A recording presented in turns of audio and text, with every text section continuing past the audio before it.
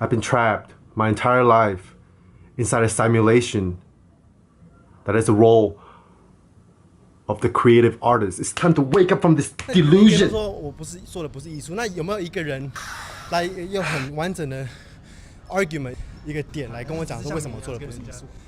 不要啪是免。I might as well be talking to myself. 是在搞艺术。对我做的艺术其实有很多种啊，就你看到那个 Photographers or like artists as like some sort of hunter. Hunt for new ideas. So I just watched a video, and this is a sort of a video response to Leo from actualize.org's newest upload, which is called Dropping the Roles That You've Been Playing. He's confirming the process that I'm undertaking, which is dissolving my identity so I can live and operate with total freedom. Otherwise, your entire existence will be confined and limited to the role that you play. I want to be the nothing that is everything. So I can be the IPFF mom, the soccer grandpa, the prostitute son, the Olympic swimming daughter on the x-axis, and on the y-axis, move from one role to the next from 0 to 60 in 0.1 seconds. Because, I'm just curious. I want to see what my face looks like before my parents and my grandparents were born. I don't see how anything could be more important than scraping all those paint and all those dust on that distorted lens that you used to look out the world from. And then by the end of the scraping, you probably realize that there is no lens even to begin with, but we're not there yet.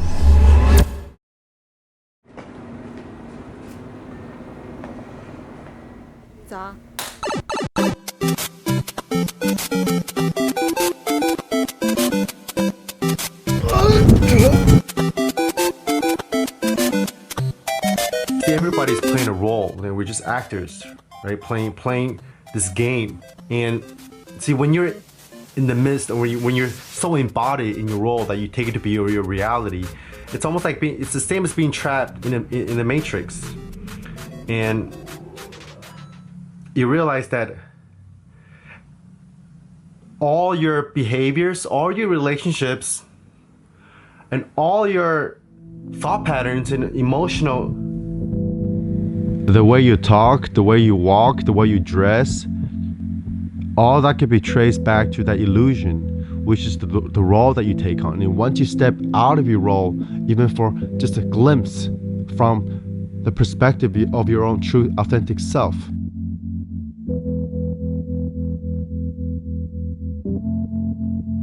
even the smartest people that I knew, the most creative artists, they're all playing a role. And it's as silly, myself included, and it's as ridiculous as the high school kids that you see that paint their fingernails black, dress all black, and think that their urine smells better than the water on Mars because they call themselves goths. There is nothing wrong with the roles that you play as long as you stand outside of your roles. Are you aware of your roles? Are your roles playing you, or are you playing your roles? Can you take out your masks on command? After playing that role of the businessman, can you go home at dinner and talk to your friends or your wife from the mutual space? fucking look at me. Mommy. Mommy loves you. Mommy, what the fuck? Is it daddy?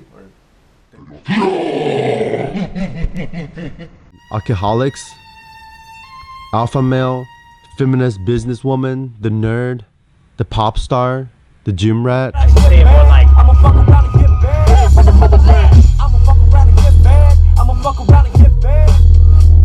I'ma fuck around and get bad. Like when you go up to a girl, for example, it's like you're reaching out for a cookie. It's like a baby reaching. Even being happy is a role. I am a happy person. Once you say you are happy, you are being confined to that emotion. Your well-being is dependent on this fleeting emotion in this particular moment, and you're stuck. Becoming identified with a role would eventually make you suffer. The more you're attracted to somebody on the outside, the more disconnected you might feel on the inside. And from this perspective, most of our relationships are based on the falsity of our roles. We only establish relationships with people who reinforces our sense of importance through those roles. And even simple terms like a girlfriend and a boyfriend, even mom's, dad, daughter, all those are roles as well. Here's my new definition of love: stripping away all the concepts and beliefs and expectations so that we could touch each other's center instead of just quote unquote falling in love with each other's roles.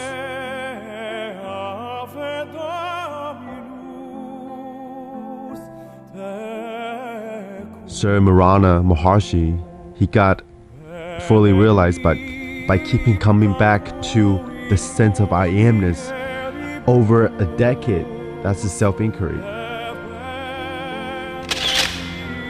The I amness is the most immediate, unfiltered subjective experience before any form or any name arises. It's obviously that the role that I've been taking on is the one of the creative artist.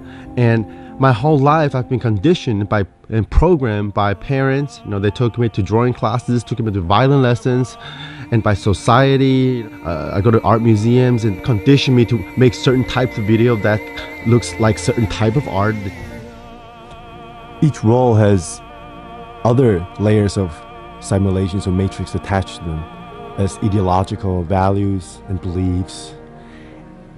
And this is the source of separation. You label other people who play other roles as the other. I think this is the basis for all conflicts, from the smallest to the largest, including wars. Look at that businessman, he's not deep because it doesn't make art. But when you vipassanalyze reality, when you zoom your awareness all the way into the micro components or even the atomic components of reality, you'll see clearly that there is no difference between acquiring physical objects, your body or wealth, women, versus acquiring ideas. Because thoughts are also forms. They are all external objects. Yes, even thoughts are external objects relative to the space of consciousness.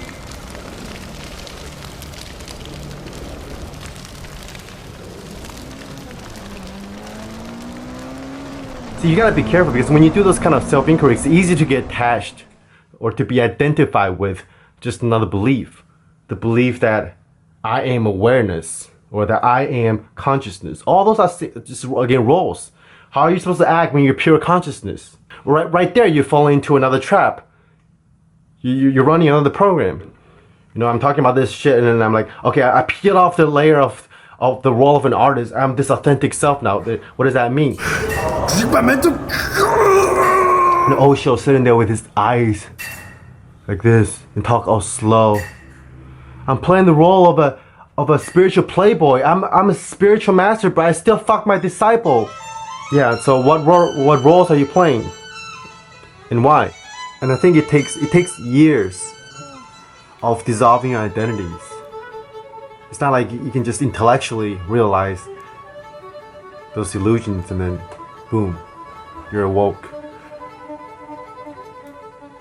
See, Adyashanti said that awakening happens in 3 parts. First, in the head, you mentally become, realized, and then the heart, and then the body or the balls. So it's almost like playing, when I learn the violin, you have to learn it with your cerebral cortex first. Learn the notes and get down the fingers down, and then it seeps through your limbic system, which is your heart, and you put emotions into it. After you learn the notes, and then when you're ready to perform on stage, you go into this flow state. Why? Because all the gains have been seeped into your cerebellum, so that you're playing without thinking, because all the memories and the knowledge of how to play the piece is stored in the nervous system. And I think that's the process of awakening as well, of dissolving identities. And because you're emotionally so attached to those masks, to those roles, that all the neurons have to be unpacked, untangled. And that takes years of meditation, self-inquiry, and just constant pulling back and constant battle to stay awake.